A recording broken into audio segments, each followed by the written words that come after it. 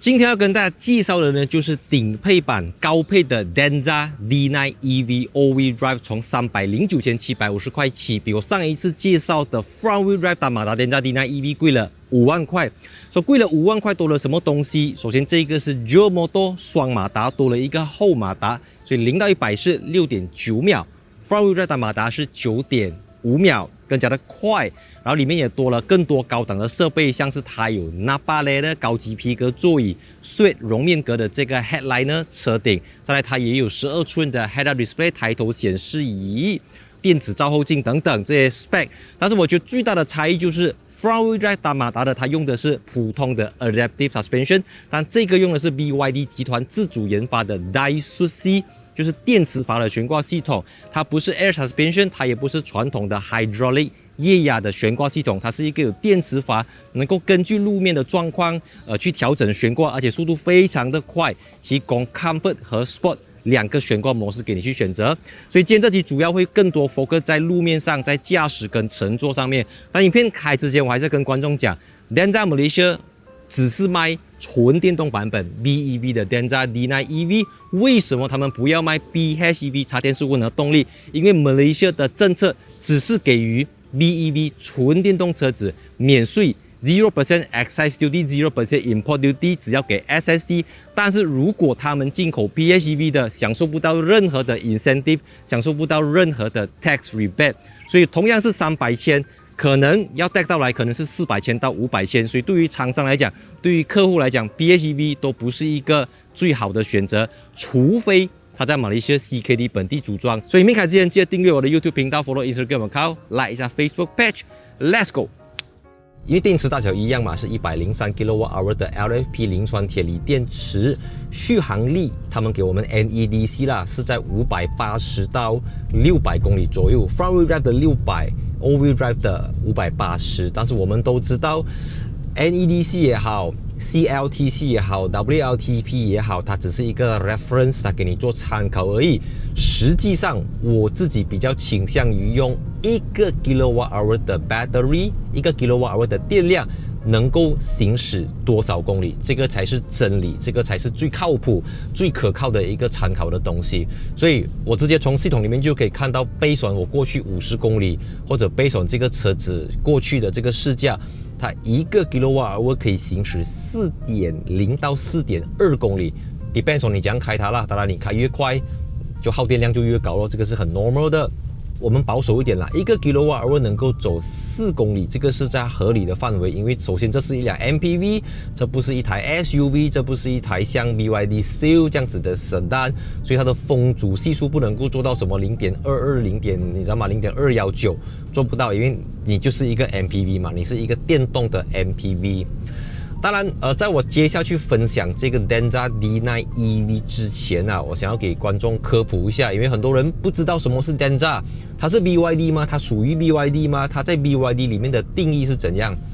？Denza 这个品牌呢，其实不算是一个非常新的品牌，因为它早在2010年就已经诞生。一开始呢是 BYD 跟 Daimler， 就是 BYD 跟 Mercedes-Benz 的 joint venture 合资公司，所以 Mercedes-Benz 持 50%，BYD 持 50%， 所以 Mercedes 就贡献它的 Premium Car 的这个know-how， 然后 BYD 就贡献它的电池技术、它的电动马达。可是2010年之后的几年呢，他们陆续推出了像Denza X、Denza 500这些车型都有 Mercedes 的参与，浮浮沉沉几年之后呢，来到2022年 ，BYD 算是重新启动了 Denza 这个品牌。所以今天我们讲到的新时代 Denza， 它已经跟 Mercedes-Benz 没有直接关系，因为它是100% 属于 BYD 集团的一个高端品牌，它从一个 joint venture 变成一个 subsidiary company 这样子的意思。这个车型因为像我前面讲的，它比 Front Wheel Drive 的贵了5万块，可是基本上的设备都差不多，所以它同样有这个 Zero Gravity Seat， 按一个 button， 零重力座椅，就是你的腿托可以上来啊。所谓的零重力呢，简单来讲就是你的脚趾头跟你的心脏的位置处于一个水平线，你就可以达到一个对心脏的负担比较小，就是更舒服的坐姿。我们在飞机舱里面的 Business Class 看到，或者是 First Class 等等，所以这样子做就是可以去调整椅子的前后、椅背的倾斜程度等等，这些都是对标了时下的豪华 MPV。然后它有这个托盘，你可以在这边放东西、吃饭等等。然后设备的话真的是没有东西好挑剔啦，你要遮阳帘有遮阳帘。高级音响系统、冷气出风口全部都有。然后我昨天去这个 Jaya Grocer 买了 ice cream， 所以通常每次买 ice cream， 如果你有带 cooler box 还好啦，如果你没有带 cooler box， 你很烦恼的就是你买了 ice cream， 你要马上冲回家，不然 ice cream 就融掉。尤其马来西亚你知道吗？白天晚上都是28到30度这样子，所以 ice cream 如果放在车里面焗着一下，那个 ice cream 就变成 cream 了，没有 ice 了 ，OK。所以昨天我一买了 ice cream 之后呢，我就没有这么压力。因为它的这个冰箱呢，可以去到-6-6度啊，所以这个在日系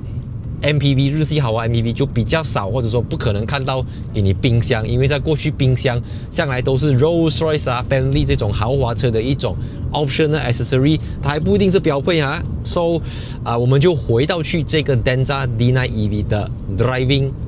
experience，Let's go。如果我们直接对标。它要主打的对手啦，我知道是不同的东西，我知道是不同的 powertrain， 但是马来西亚的 Toyota Alphard 原厂进口的这个，它是从538千起，所以我可以直接这么讲，我可以讲 Denza D9 EV 就是用便宜200千来 undercut Toyota Alphard，even 是我们讲这个灰色市场的 Toyota Alphard， 它都大概是有一个100千到200千的这个空间，让人家觉得就我少花100-200千，但是我可以拿到怎样的体验？它够不够 Alphard 有力？它够不够 Alphard 安静？它够不够 Alphard 丝滑？它够不够 Alphard 舒服？它够不够 Alphard 气派？它够不够 Alphard 来的有派头？你知道吗？因为其实我上一次介绍 Front Wheel Drive Denza D9 EV 的时候，我刚好也在测试 Toyota Alphard， 所以我那个印象非常非常深刻，就是 even 是那个 Front Wheel Drive 它的 Adaptive Suspension 已经可以完全的盖过 Toyota Alphard 上面的那个悬挂系统，更不要讲这个是采用 Daihatsu C 的一个电磁阀的悬挂系统。我可以讲它这个 Daihatsu C 的悬挂系统完全是碾压Toyota Alphard、Toyota Wildfire 碾压，我给你5公里了，5公里里面你就知道这个车子真的比 Alphard 舒服太多，我不夸张，我也不需要夸张，任何一个人去试驾 Denza D9 EV 就知道我在讲什么，我有没有吹 ，OK？ So 像我每次跟大家讲，买车有时候是理性大于感性，有时候是感性大于理性。OK， 很多人讲奢侈税啊，就是有一些东西，一些产品它可能，它那个怎么讲，品牌溢价 ，OK， 就是它的料可能没有这么足，可是因为它有光环，它有品牌光环，它有二手价，它有品牌价值比较高等等，所以它可以卖到比较贵。但有些产品因为它新嘛，你不认识它，它不认识你，所以他们需要用一个比较亲民的价格，相对比较亲民的价格来吸引你入场。Driving Mode。我们去到 Sport Mode。Oh shit！ 我们现在去到 Sport 模式，加速。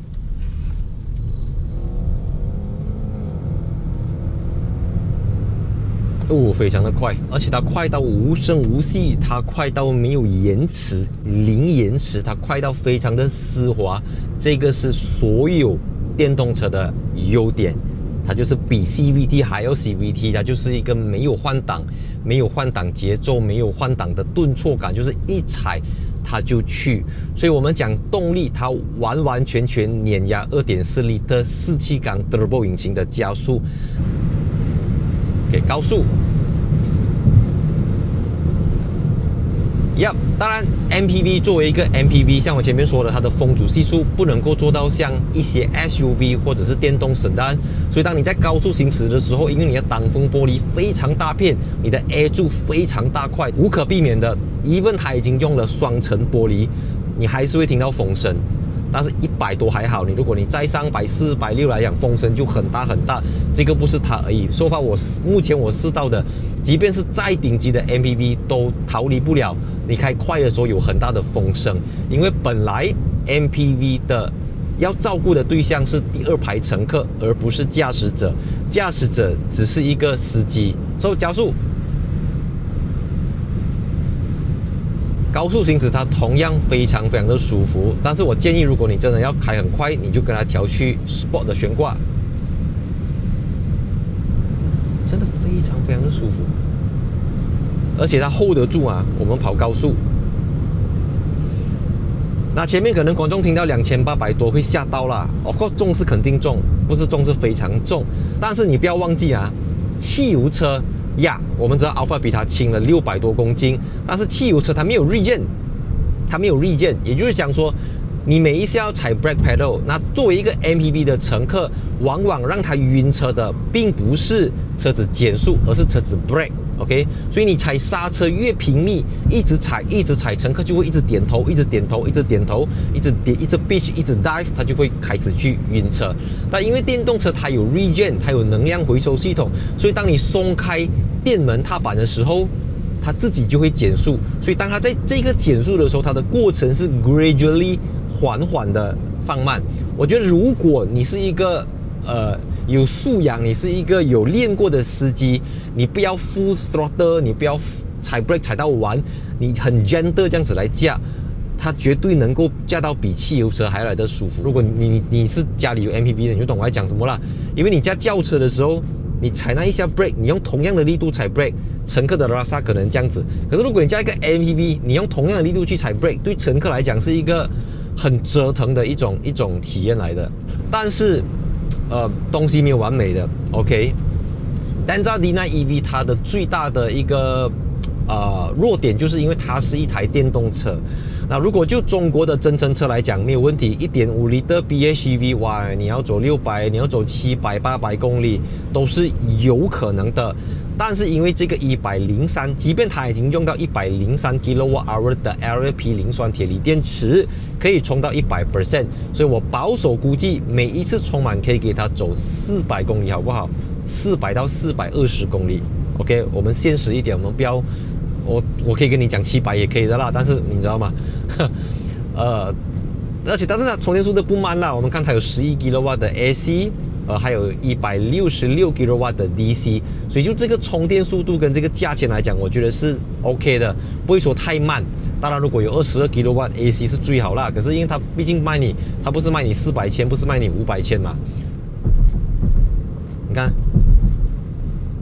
这个完全是 Premium Car Level 的 Suspension System， 因为它的Front Wheel Drive 的跟 All Wheel Drive 的它们的前马达的 output 是一模一样的，差别只是它多了一个有61 PS 110 Nm 的后马达。所以有些电动车它 Dual Motor 它的 power 是50-50 distribution 的 ，OK， 就是 let's say 它可能前面有200匹，后面有200匹，加起来有400匹。但 Denza 的这个情况不同，因为它还是一个要兼容PHEV 插电式混合动力的平台。就一个驾驶者来讲，你真的找不到太多东西可以去挑剔这个 Denza D9 EV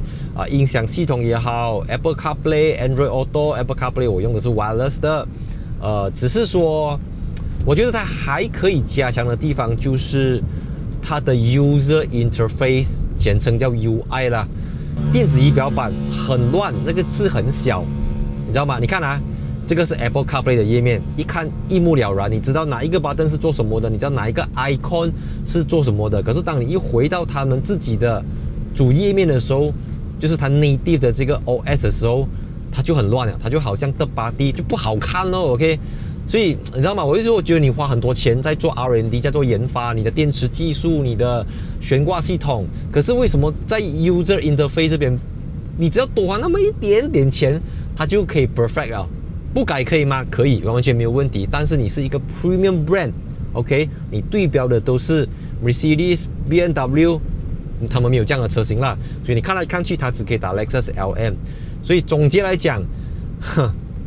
，Denza D9 EV All-Wheel Drive 它已经用309千给到你100万的豪华 MPV， 都未必可以给到你的悬挂体验、加速动力，因为它是电动车。电动车与生俱来就有这些优点，所以如果你是车主，也欢迎留言可以给更多准备要考虑这一台车子的朋友一个心理准备 ，OK， 或者给他们多一个参考这样子，因为我觉得没有什么比车主们给的反馈更加的好，更加的真实，更加的赤裸裸 ，OK， 你是买车，你不是买 brochure， 你不是买 specification， 你不是买 spec sheet，right？ 所以我是在主义喜欢我的影片记得分享，但订阅 follow 我的 Instagram， 看来一下 Facebook page，and see you in my next video。3、2、1 cut。昨天我回到家的时候呢，大概剩下22到23%，大概5、6点这样子啦。可是我忘记要充电，一直到差不多12点半，我想要睡觉的时候，我才突然间惊觉啊，我忘记 charge， 然后明天我要开这个 Denza D9 EV， 怎么办？然后我就把那个 charging 的 cable 拉出去我家的门口，好彩够长啦，所以我就倒进去过后，我就调去 maximum 22，但车子可以收11啦。所以系统就告诉我，如果用这因为它会有一点 power loss 的嘛，所以用这10个 kW 的 AC 呢，我需要9个小时才能够充到满。那个时候是12点半嘛，9个小时也就是9点半呀。我就一直放进去充啦，然后到我睡醒的时候，大概7点37分，车子已经充到92%，然后我就去看我的那个，因为我是用华为的 Smart Charger 嘛，所以他就告诉我，我用了80 kW， 其实很好算的啦，因为你100 kWh 嘛，80% 就是用了差不多用了80 kW 啦，所以我印象中我装太阳能板到现在我没有单次用过80的啦，因为我电动车这样小。每一次你从20到80，大概也是用一个30-40 kWh， 所以80啊，在我的那个电表上面是很傲人的那个电量的嘛，一次过就 consume 了80，然后重新再开上路过后，我的感觉就是我不要开这样快啊，因为你知道吗？像我刚才讲 highway， 你跑快的话，1个 kWh 走4公里嘛，所以我现在就慢慢加，真的是加60、70、80这样子来加。那如果用这个速度来加了，大概就是1个 kWh 可以走4.7到4.8公里，差不多20到21 kWh per 100 km。它不是一个开快的车。我知道马来西亚很多驾 Alpha 驾 Wildfire 的人都是在 highway 拿来拉，可以，你那个 2.1 吨、2.2 吨的要拉可以。问题是这个车子 2.8 吨、2.9 吨，你同样跑同样的速度，我跟你讲，那个 body roll 不能够拿来相比的，因为它就是很重的车，所以你很重的车，每一下的吨、每一下的颠簸，它都会放大那个颠簸，这样子懂吗？所以呀，我要讲的是，你买一个电动纯电 MPV， 你真的要有一个很强的心理建设，它不是一个可以你拿来跑快，不是它不可以跑快，是它不适合跑快 ，OK？ 而且你知道吗？你加一个 Alpha Wildfire 70 litre、75 litre， 怎样走都可以走500多，所以呀，你必须要很清楚知道，你买一个纯电 MPV， 你就是到那种到 God House 了，God 都不知道你到了那种感觉，那种静谧性，那种宁静性，我觉得是燃油车给不到你的啦。把东西都是要，你知道吗？东西要 give and take 的嘛，要取舍的嘛，有舍才有得 ，right？ 看。